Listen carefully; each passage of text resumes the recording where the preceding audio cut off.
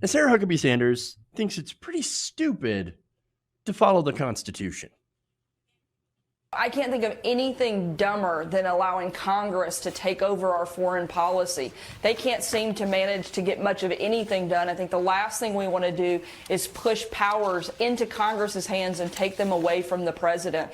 Any Democrat that doesn't understand that America is safer now that one of the most dangerous terrorists in the world is rotting in hell is completely naive and completely misses what we need to have in a foreign policy. And the last thing I want to do is see them take power away from President Trump and put it into their own hands. I don't think anything could be worse for America than that.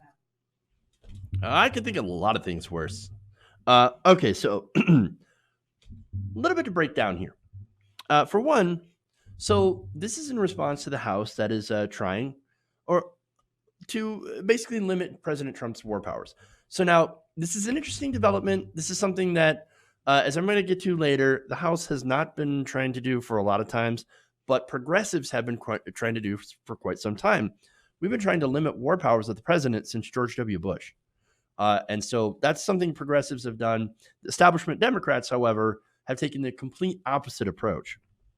So now, why? Why would progressives try to limit the presidential powers to make war? That's because the president should not have that power. In the Constitution, war is supposed to be the domain of Congress. So let me give you some information on that. Now, under Article 1, Section 8, Congress has the power to declare war, grant letters of marque and reprisal.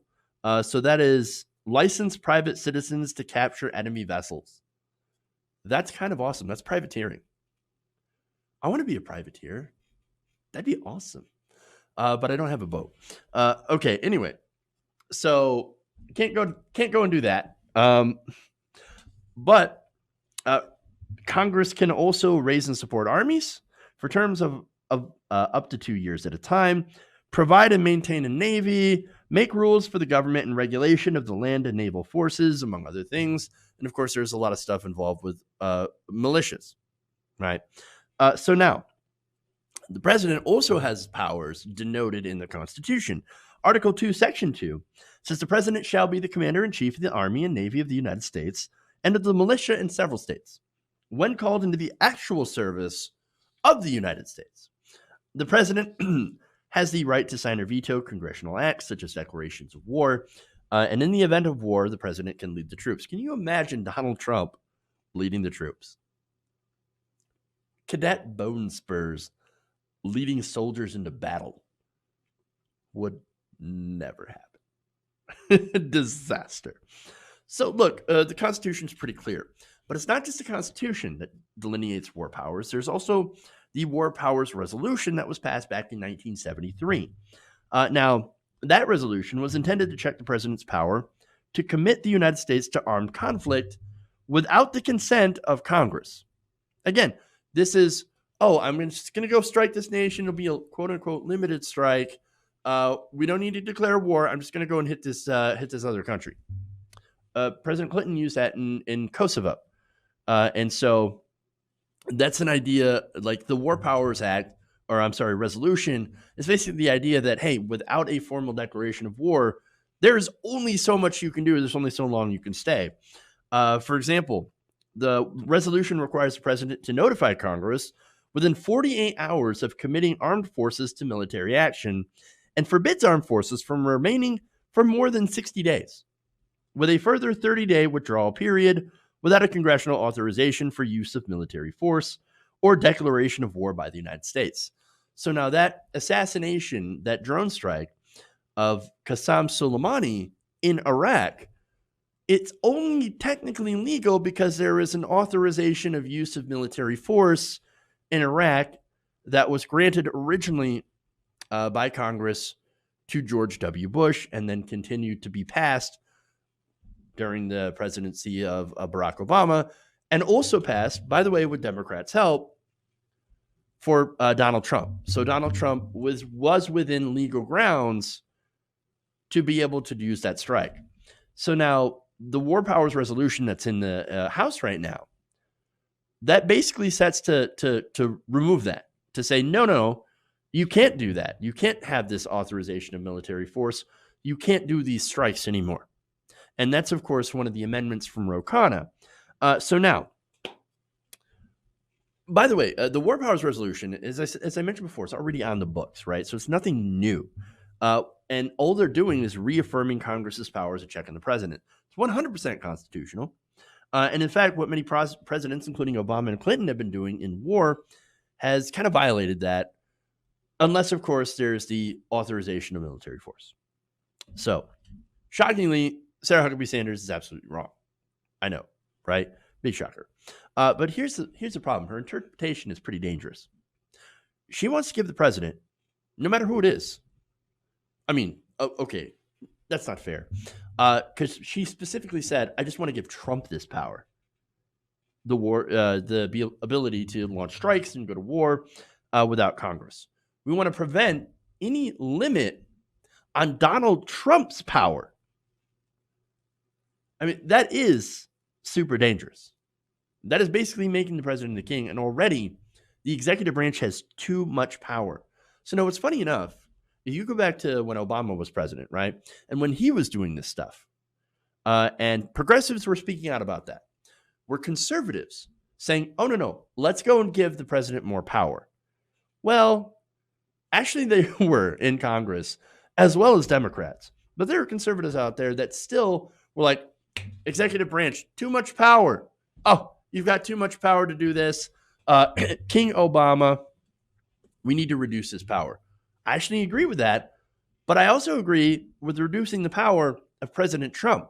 The executive branch should not have the power to do these strikes. We need to eliminate the authorization of use of military force and bring it back to Congress. At least have them do their own job. And so, look, this should have been curbed a long time ago. So now, why didn't they? Why did it take so long for Congress to act, to even try to reaffirm Congress's authority when it comes to war? Well, there's a couple of reasons. One is you got money. And there's a lot of money in war. Defense contractors spend a lot of cash. Both Democrats and Republicans, they create jobs in certain places like Washington, D.C. And look, defense contractors love endless war. They don't want to have a situation where Congress says, no, we don't want you to go to war. Even though Congress most likely will vote for a war because they get paid by the same people. But look, here's the thing. Nancy Pelosi, again, stripped out 2 amendments in the latest Pentagon budget, right?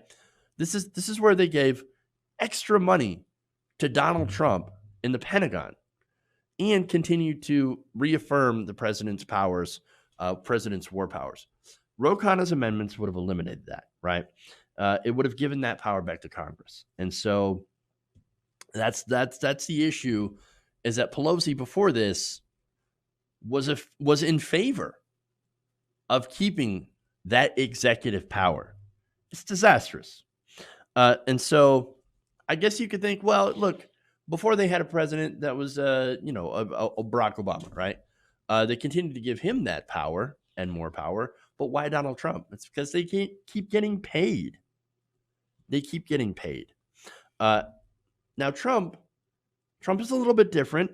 Remember, Democrats voted overwhelmingly to give Bush powers. Bush was an idiot. Donald Trump's also an idiot. But Donald Trump is even worse.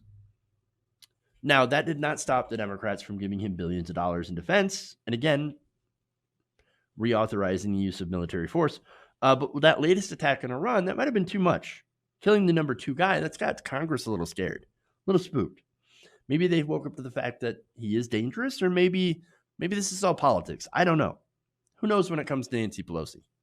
But regardless of the motivation, if we actually have a chance to limit the powers of the president in war powers going forward, so that maybe we'll have less war, or at least less of these surprise strikes that they don't even tell Congress about until afterwards, well, then maybe that's a good thing.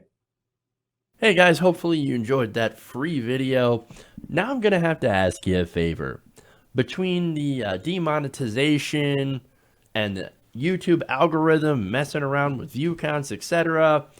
We're having a hard time adjusting to the new YouTube reality, which is where you guys come in. See, we have a patreon.com/TYTNation set up to help us rely on you guys, the viewers, instead of big corporate ads. Look, you know the show. You know I'm not in favor of big corporations anyway. So help us transition away from relying on the ad model to pay the bills and sign up to be a patron, patreon.com/TYTNation. That goes a long way to help us keep the lights on. And you guys will know that you're supporting independent progressive media.